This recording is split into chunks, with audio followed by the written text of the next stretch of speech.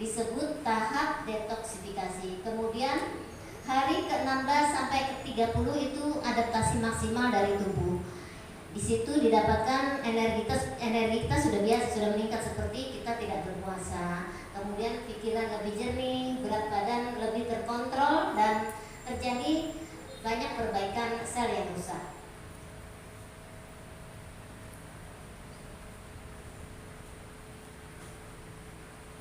Nah, dari hal-hal tadi terjadi risiko perubahan terhadap tubuh berupa hiperglikemi. Hiperglikemi itu adalah suatu keadaan di mana gula darah di dalam tubuh kita meningkat.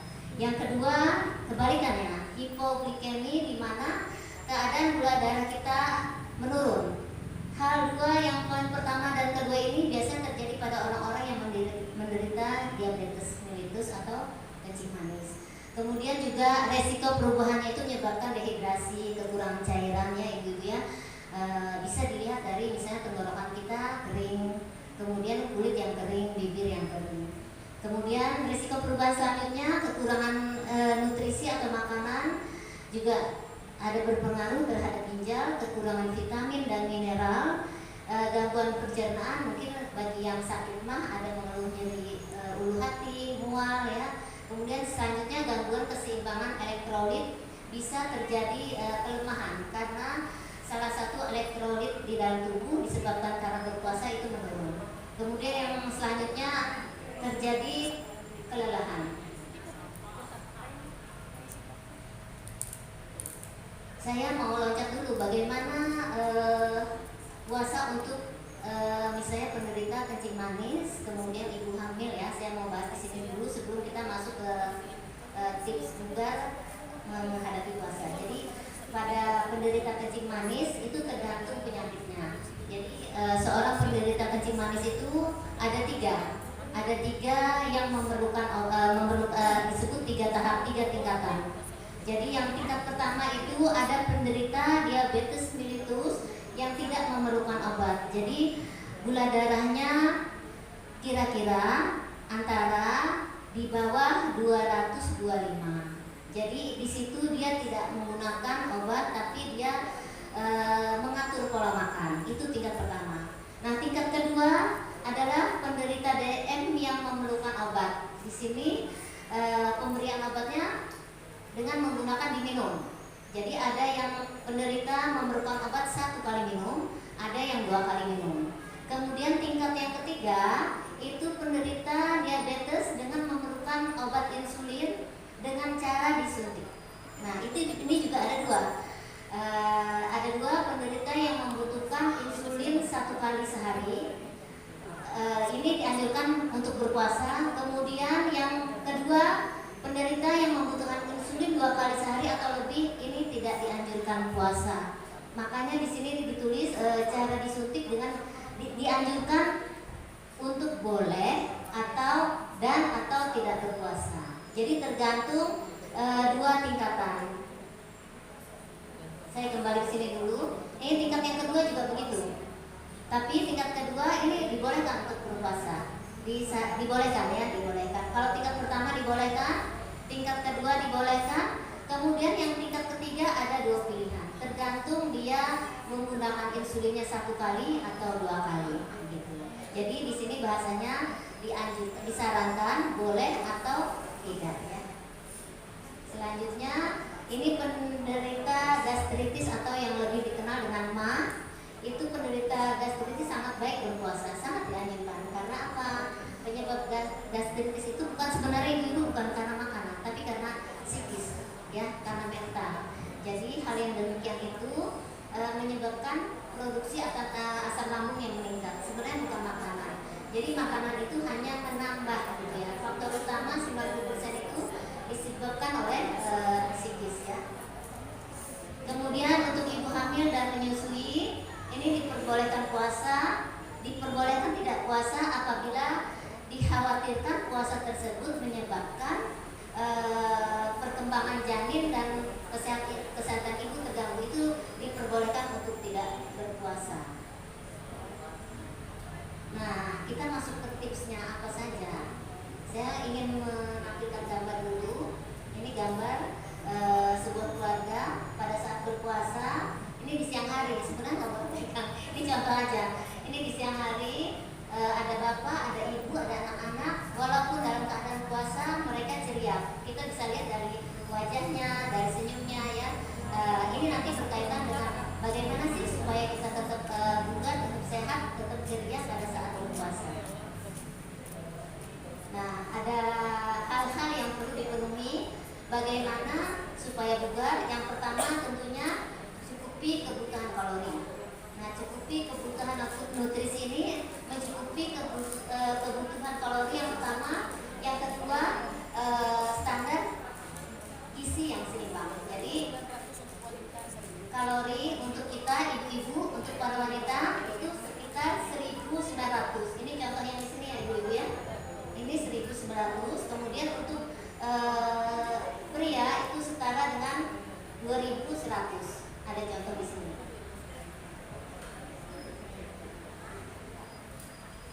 Ini akan terpenuhi apabila kita pada saat bersahur dan berbuka tentunya nanti tidak boleh langsung makan untuk menyamankan lambung ya.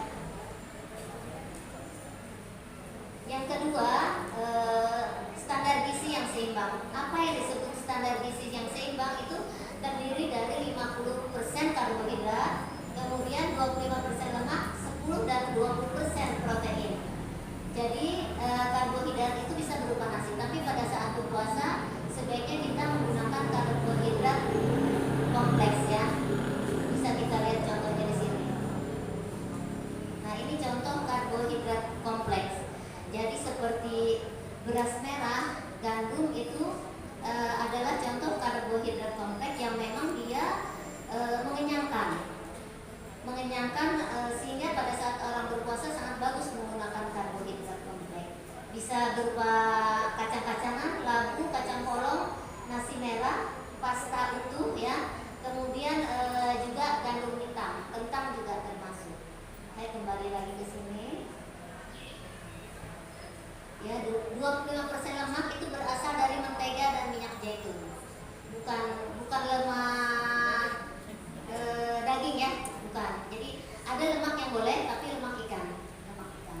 Yang 10-20%-nya adalah protein kita dapatkan dari daging, ikan dan tempe serta tahu. Ya, tapi kalau orang asam urat ya mungkin tahunya dikurangi.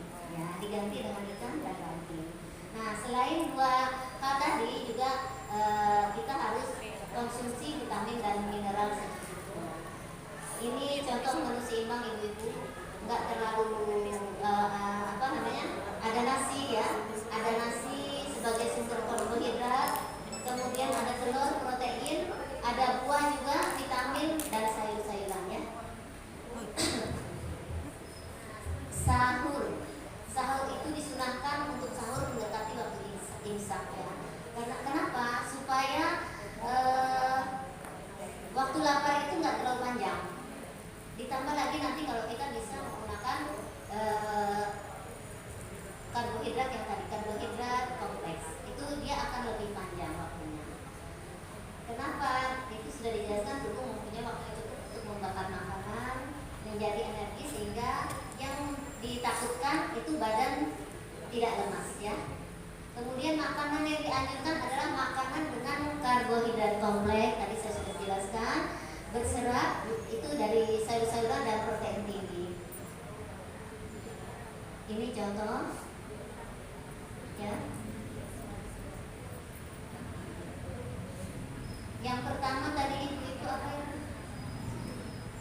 Mencukupi kebutuhan cukup kebutuhan nutrisi. Itu yang pertama. Tips yang pertama itu. Yang kedua,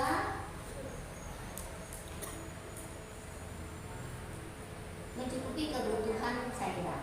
Sebelum saya memenuhi kebutuhan cairan, saya kembali dulu ke berbuka puasa. Tadi pada saat sahur kita harapkan kita memakan karbohidrat kompleks kalau memungkinkan. Tetapi kalau tidak, mungkin juga karbohidrat yang biasa seperti nasi ya.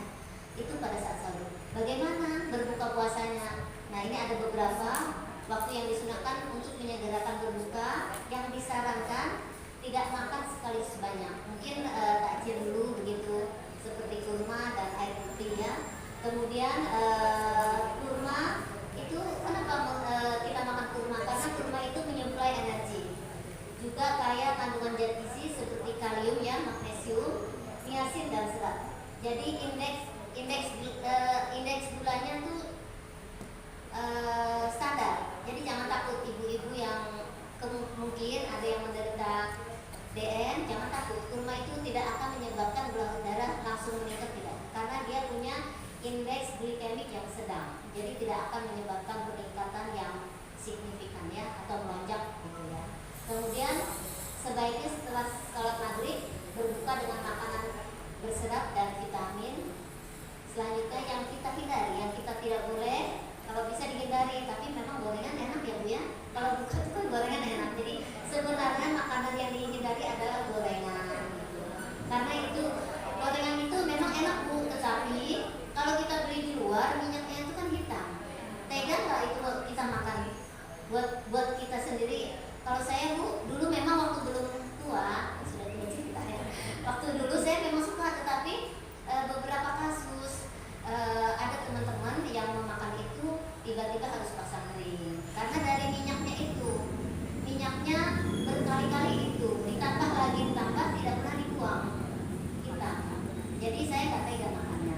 Sebaiknya sih kita kalaupun mau gorengan juga, walaupun itu harus dihindari, bikin di rumah ya.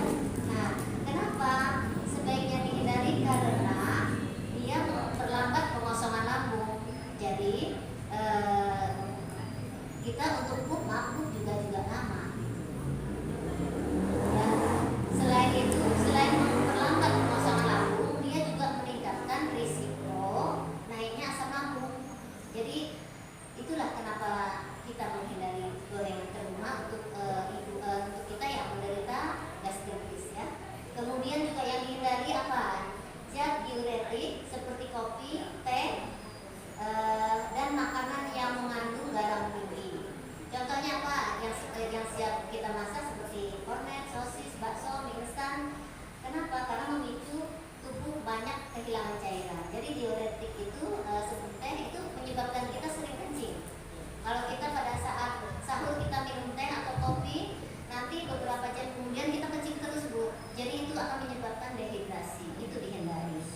Nah selanjutnya hindari makanan yang manis-manis karena dengan makanan manis tersebut pada seorang penderita ataupun orang yang tidak menderita itu insulin dikeluarkan lebih cepat. Jadi karena dia lebih cepat dikeluarkan, efeknya itu lapar pun lebih cepat ya. Nah ini yang kedua adalah mencukupi kebutuhan cairan. Komposisi tubuh kita itu 60% terdiri dari cairan dan menjalankan fungsi organ tubuh membutuhkan cairan juga. Nah kebutuhan cairan tubuh kita satu hari itu adalah 2 liter atau 8 gelas. Nah bagaimana caranya kita membagi yang 8 itu? Tidak mungkin sekaligus kita minumkan ya. Nah, itu kita atur jadwal minumnya. Bangun tidur 2 gelas ya. Kemudian saat makan malam 2 gelas. Menjelang tidur 2 gelas ya. Kemudian saat sahur juga 2 gelas. Ini rumusnya 2-2-2, jadi 4 kali. Tetapi ada juga yang 2-4-2. Jadi dia pada saat buka 2 gelas, sepanjang malam dia 4 gelas, pas sahur dia 2 gelas. Kalau yang pertama tadi 2-2-2 4 kali. Nah ada yang pakai sistem 2-4-2. Jadi pada saat buka minum 2 gelas, pada saat mau tidur setelah tarawih sampai sahur dia minum 4 gelas. Kemudian setelah sahur dia minum 2 gelas. Selanjutnya untuk lansia sering tidak merasa haus. Kenapa? Karena memang pada lansia itu sudah terjadi memang penurunan semua fungsi sel. Nah, tapi walaupun tidak merasa haus tetap dianjurkan minum air secukupnya walaupun tidak haus. Ya. Nah ini kebutuhan air per hari 8 gelas air putih per hari sangat bermanfaat, dapat memelihara fungsi ginjal, menghindari stres. Itu ibu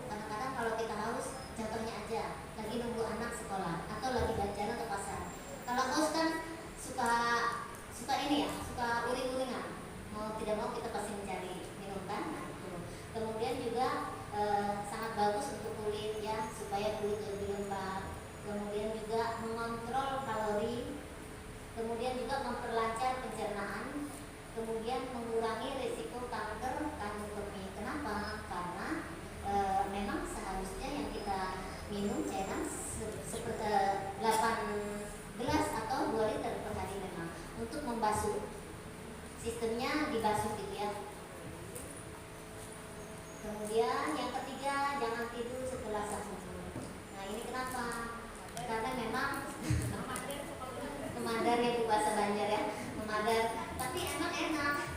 Tapi memang tidak boleh itu. Itu apa? Karena yang pertama efeknya tertentu memang jadi layu ya. Kemudian ada sebagian orang yang sakit kepala. Kemudian pada saat setelah sahur sebaiknya kita mengisi dengan kegiatan yang lebih banyak, mungkin bersih-bersih gitu ya. Kemudian kita padatkan aktivitas, tidak bermalas-malasan setelah sahur. Apa yang biasanya kita lakukan? Seperti kita pada saat kita tidak puasa. Yang keempat, olahraga. Nah, walaupun puasa kita tetap dianjurkan untuk olahraga, tetap berolahraga ringan, dilakukan 30 menit sebelum berbuka. Olahraga ringan itu apa saja? Bisa jalan kaki, bisa naik sepeda, bisa genggam-genggam ya Bu Ado ya, bisa genggam atau sambil jalan, itu nggak apa-apa. Yang penting 30 menit, 30 menit yang tidak memforsir tenaga ya. Bisa dilakukan setengah jam sebelum berbuka atau setelah sholat tarawih. Selanjutnya istirahat selama puasa itu penting. Kenapa? Kita tidur yang cukup itu waktunya 6-8 jam. Tapi karena keadaan puasa tentunya tidur kita terganggu. Tetapi itu bisa disiasati, bisa diatur. Yang penting 6 jam. Entah itu nanti setelah tarawih berapa jam, yang jelas 6 jam. Siang sebelum zuhur bisa tidur ya. Selanjutnya kita harus mengendalikan emosi. Seperti kita tahu puasa itu adalah menahan diri. Ketika kita puasa, kita stres, kita marah, satu apa ya? Nggak boleh, itu sudah secara ini batal ya Bu. Batal. Kemudian di saat kita marah itu sebenarnya memang hormon adrenalin itu akan dikeluarkan pada saat marah ya, pada saat stres. Nah itu mengeluarkan energi, itu akan payah, kita kecapean Bu. Mana kita puasa, mana kita karena marah dan stres, jadi hormonnya keluar lebih banyak, akhirnya lebih mengeluarkan energi yang baik, kita jadi capek. Itu makanya harus dikendalikan emosi. Kemudian pengendalian emosi dan berpikiran positif, membuat hati tenang. Kemudian yang kita harapkan puasa sempurna dan metabolisme tubuh maksimal ya. Yang ketujuh, menjaga kebersihan gigi dan mani. Kenapa ini? Sebenarnya yang ketujuh ini bukan untuk anak kecil saja, untuk kita juga ya. Kenapa? Karena saat puasa itu produksi air liur kita itu berkurang. Itu menyebabkan mulut kita cepat asam. Nah, dan itu juga berbau. Kemudian yang dianjurkan lagi tetap gosok gigi pada saat sebelum tidur dan setelah sahur dan setelah berbuka puasa. Tapi ada sebagian orang setelah berbuka puasa dia tidak hanya sebelum tidur dan setelah sahur. Yang selanjutnya kita tentunya harus mandi untuk menghindari dehidrasi. Kesimpulannya, tips menjaga bugar dan sehat selama berpuasa: yang pertama, niat karena Allah. Yang kedua, nutrisi dan cairan cukup selama sahur dan buka puasa. Selanjutnya juga tidak tidur setelah sahur. Yang keempat, olahraga. Yang kelima, istirahat yang cukup. Yang keenam, mengendalikan emosi. Dan yang ketujuh, menjaga kebersihan gigi dan mani. Sahur bergizi, berbuka ringan, hindari makanan yang tadi. Kemudian menjaga tubuh tetap segar saat berpuasa, sangat penting untuk kesempurnaan ibadah. Mungkin ini saja yang bisa saya sampaikan. Mohon maaf atas kekurangannya. Marhaban ya Ramadan 2026. Terima kasih. Assalamualaikum warahmatullahi wabarakatuh.